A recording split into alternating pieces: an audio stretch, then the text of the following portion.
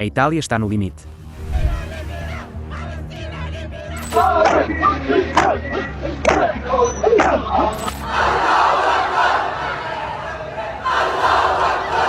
Uma nação outrora cristã enfrenta agora uma vaga enorme de islamização.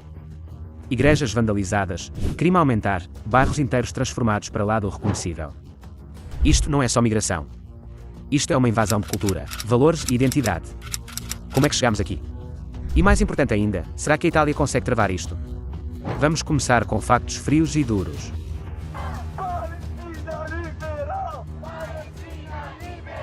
Nos últimos anos, a Itália tem enfrentado um aumento de imigrantes muçulmanos ilegais, com milhares a chegar pelo Mediterrâneo.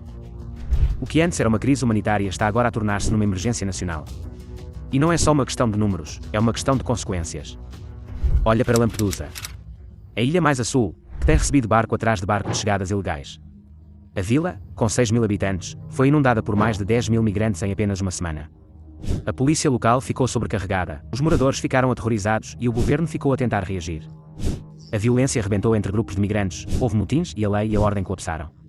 Num incidente chocante, um imigrante muçulmano escreveu uma lei dentro de uma igreja em Itália, e depois vandalizou carros de locais com a mesma escrita. E depois Milão foi abalada por uma série de incidentes violentos. Violações de mulheres italianas, incêndios, devastação e ataques à polícia com pedras. Em Trieste, a situação está igualmente sombria. Nos últimos meses, 15.000 imigrantes muçulmanos ilegais do Paquistão e do Afeganistão invadiram a cidade pela rota dos Balcãs. Não por acaso, Trieste tem agora o maior número de casos de violência sexual registados em Itália. As escolas sabem bem porque é que a população muçulmana em Itália está agora no ponto mais alto de sempre. Em 2025, as estimativas apontam que mais de 6% da população total de Itália é muçulmana. São quase 4 milhões de pessoas, muitas delas chegaram ilegalmente. Compare isto com há apenas 2 décadas, quando este número era só uma pequena parte do que é hoje. Mas aqui está a verdadeira questão. Quando é que a imigração passa a ser mais do que números? Quando é que deixamos de lhe chamar imigração e passamos a chamar-lhe transformação? De mesquitas não autorizadas a zonas de imposição religiosa. Relatos de cidades como Bolonha e Palermo sugerem que alguns bairros estão a ficar irreconhecíveis. Só Lampedusa recebeu um número sem precedentes, de 200.000 imigrantes muçulmanos ilegais num único ano.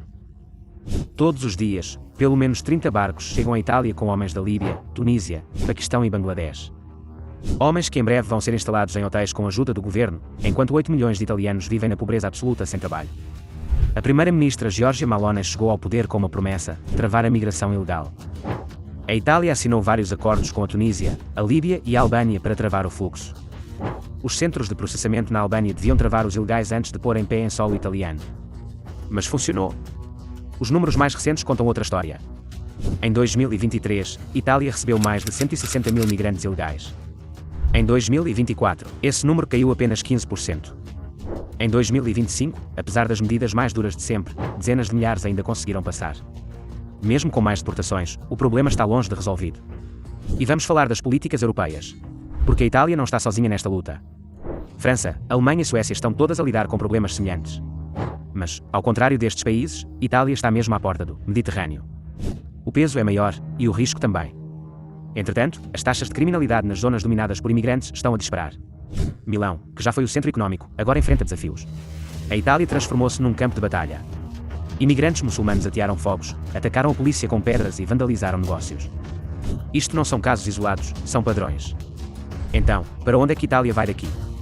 Estamos a assistir à lenta islamização de um país inteiro. Será que a identidade italiana, enraizada em séculos de história, vai ser substituída por uma nova ordem cultural? E mais importante ainda, se esta tendência continuar, será que daqui a 20 anos ainda haverá uma Itália como a conhecemos? Será que as ruas de Roma, Veneza e Florença ainda vão ecoar com os sons da cultura italiana, ou vão tornar-se irreconhecíveis? Será que o governo vai agir de forma decisiva antes que seja tarde demais? Ou será que a história vai lembrar isto como o momento em que Itália perdeu a sua identidade para sempre?